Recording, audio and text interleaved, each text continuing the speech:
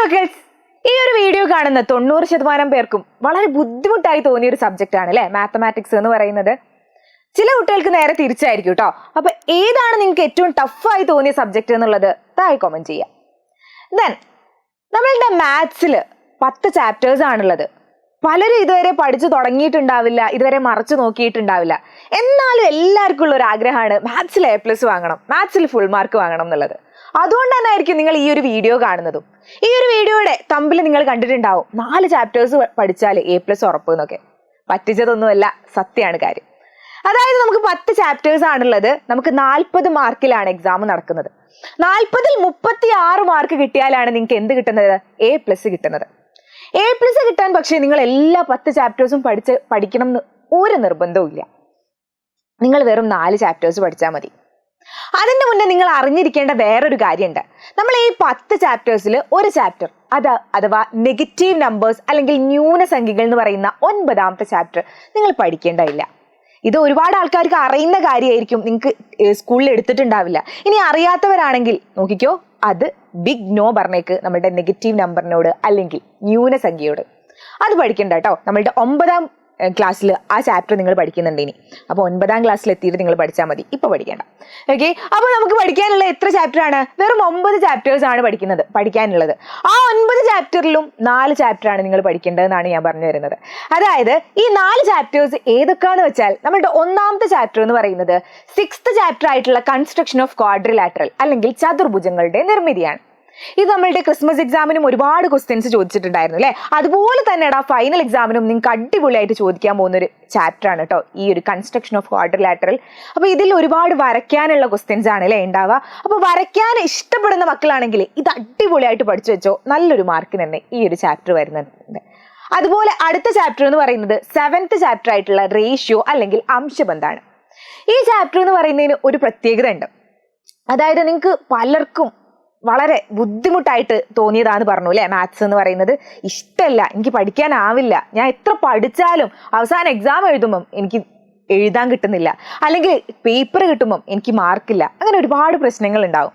പക്ഷെ ഈ ഒരു ചാപ്റ്റർ എന്ന് പറയുന്നത് ഭയങ്കര സിമ്പിൾ ആയിട്ടുള്ള ചാപ്റ്റർ ആണ്. അതായത് ഇതിൽ ഇക്വേഷൻസ് ഇല്ല, പഠിക്കാൻ ഒന്നുമില്ല. നമ്മൾ ഇതിന്റെ കോൺസെപ്റ്റ് മാത്രം മനസ്സിലാക്കി കഴിഞ്ഞാൽ നിങ്ങൾക്ക് ഏത് ക്വസ്റ്റ്യൻ വന്നാലും ഇവിടെ അടിപൊളിയായിട്ട് ആൻസർ ചെയ്യാൻ പറ്റും. അപ്പോൾ നിങ്ങൾ ഏത് ലെവലിലുള്ള ആൾക്കാരായിക്കോട്ടെ, മാത്സിൽ ഭയങ്കര A+ ലെവൽ ആയിക്കോട്ടെ, A ലെവൽ ആയിക്കോട്ടെ, B ലെവൽ ആയിക്കോട്ടെ, ഏതായിക്കോട്ടെ, ഏത് ലെവലിലുള്ള മക്കൾക്കും അടിപൊളിയായിട്ട് പഠിക്കാൻ പറ്റിയൊരു ചാപ്റ്റർ ആണ് കേട്ടോ റേഷ്യോ അല്ലെങ്കിൽ അംശബന്ധം എന്ന് പറയുന്നത്. ദെൻ നമ്മളുടെ 3rd ആയിട്ട് വരുന്നത് 8th ചാപ്റ്റർ ആയിട്ടുള്ള ഏരിയ ഓഫ് ക്വാഡ്രിലാറ്ററൽ അല്ലെങ്കിൽ ചതുർഭുജ പരപ്പാണ്. ഈ ഒരു കൺസ്ട്രക്ഷൻ ഓഫ് ക്വാഡ്രിലാറ്ററലും ഏരിയ ഓഫ് ക്വാഡ്രിലാറ്ററലും നിങ്ങൾക്ക് ജസ്റ്റ് ഒന്ന് റിലേറ്റ് ചെയ്ത് പഠിക്കാൻ പറ്റൂ കേട്ടോ. ഇത് രണ്ടും ഒരുമിച്ച് പഠിച്ചാൽ മതി. ഏരിയ ഓഫ് ക്വാഡ്രിലാറ്ററൽ ആകെ കുറഞ്ഞ ഇക്വേഷൻസ് മാത്രമേ പഠിക്കാനുള്ളൂ. ആ ഇക്വേഷൻസ് നിങ്ങളൊന്ന് കാണാതെ പഠിച്ചു വെക്കുകയാണെങ്കിൽ നിങ്ങൾ പേടിക്കേണ്ട കാര്യമില്ല. പിന്നെ ഏത് ക്വസ്റ്റ്യൻ വന്നാലും നിങ്ങൾക്ക് അത് ചെയ്യാൻ പറ്റും. ആ ഇക്വേഷൻസ് ഒന്ന് കാണാതെ പഠിച്ചു വെക്കുക എന്നുള്ളത് മാത്രമാണ് നിങ്ങളുടെ പണി. സെറ്റ് അല്ലേ? ഇനി 4ാമത്തത് ആരാണ്? 4ാമത്തത് നമ്മളുടെ 10ാമത്തെ ചാപ്റ്റർ ആയിട്ടുള്ള സ്റ്റാറ്റിസ്റ്റിക്സ് അല്ലെങ്കിൽ സ്ഥിതി വിവര കണക്കാണ്. നിങ്ങൾക്ക് എന്താടാ മാത്സിനോട് വെറുപ്പ് തോന്നാനുള്ള കാരണം എന്താണ്?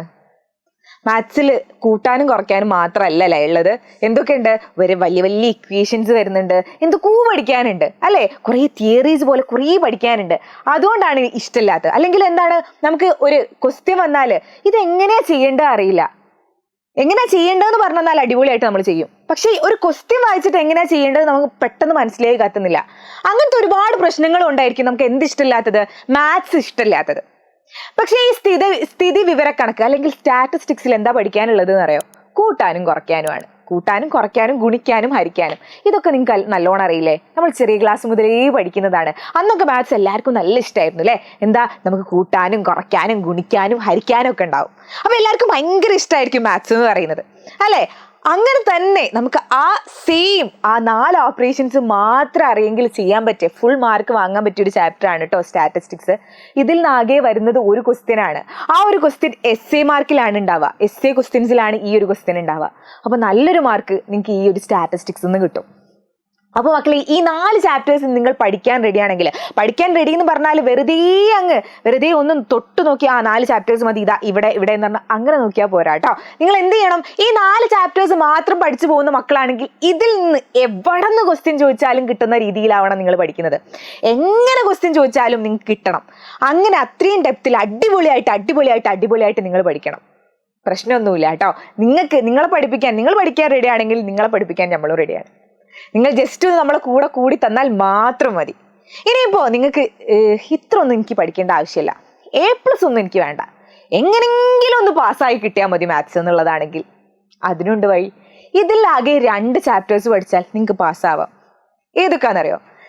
ഇവന്മാർ രണ്ടാളുമാണ്, റേഷ്യോവും സ്റ്റാറ്റിസ്റ്റിക്സും. ഞാൻ പറഞ്ഞു, റേഷ്യോ എന്ന് പറയുന്നത് നമുക്ക് ഇക്വേഷൻസോ ഒന്നുമില്ല അല്ലെ, നമുക്ക് എന്ത് ചെയ്താൽ മതി, ആ കോൺസെപ്റ്റ് മനസ്സിലാക്കിയാൽ അടിപൊളിയായിട്ട് പഠിക്കാൻ പറ്റും. സ്റ്റാറ്റിസ്റ്റിക്സിലോ കൂട്ടാനും കുറയ്ക്കാനും ഗുണിക്കാനും ഹരിക്കാനും ഉള്ളത് നിങ്ങൾക്ക് അറിയില്ല അത്, അപ്പൊ അതും പഠിക്കാൻ പറ്റും. അപ്പൊ ഈ ഒരു 2 ചാപ്റ്റേഴ്സ് പഠിച്ചു കഴിഞ്ഞാൽ നിങ്ങൾക്കടാ പാസ് മാർക്ക് ആയി കഴിഞ്ഞു. അപ്പൊ പാസ് മാർക്ക് മതി എന്ന് പറയുന്ന മക്കളാണെങ്കിൽ എന്ത് ചെയ്യുക, ഈ 2 ചാപ്റ്റേഴ്സ് പഠിക്കാം. എനിക്ക് ഏറ്റവും ഇഷ്ടം ഇത് തന്നെയാണ് കേട്ടോ. നമുക്ക് ശ്രമിച്ചു നോക്കാലോ. A+ കിട്ടിയില്ല എന്നുള്ളതല്ല, നമുക്കൊന്ന് ശ്രമിച്ചു നോക്കിക്കൂടെ. 8ാം ക്ലാസ് കഴിഞ്ഞ് 9ഉം 10ഉം ഒക്കെ ഉണ്ട് നമുക്ക് പഠിക്കാനും മാത്സ്. അപ്പൊ 8ാം ക്ലാസ്സിൽ ഇത്രയും കാലം പഠിച്ചിട്ടില്ലെങ്കിലും ഇനി അങ്ങോട്ട് ഞാനൊന്ന് പഠിച്ചു നോക്കട്ടെ എന്നൊന്ന് വിചാരിച്ചു നോക്ക്. ഒന്ന് ജസ്റ്റ് പഠിച്ചു നോക്ക്. ഈ 4 ചാപ്റ്റേഴ്സ് അടിപൊളിയായിട്ട് ഇരുന്ന് പഠിച്ചോ. ഇനിയിപ്പോ നിങ്ങൾക്ക് ഒറ്റക്ക് പഠിക്കണം എന്ന് ഞാൻ പറയുന്നില്ല കേട്ടോ. നമ്മൾ എല്ലാ ചാപ്റ്റേഴ്സും നിങ്ങൾക്ക് പഠിപ്പിച്ചു തരും.